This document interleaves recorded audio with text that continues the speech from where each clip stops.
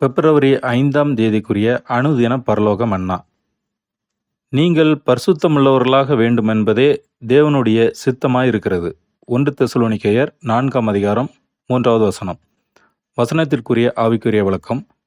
தேவ சித்தம் இன்னதென்பதை நாம் வேதத்தின் மூலம் அறியும்போது, நாம் மற்றவர்களுக்கு ஊழியம் செய்வதற்கு அல்ல, முதலாவது நம்மை முற்றிலும் அடக்கி, நம் சித்தத்தை வெறுத்து, நம்மை நாமே ஆளக்கூடியவர்களாக காணப்பட வேண்டும்.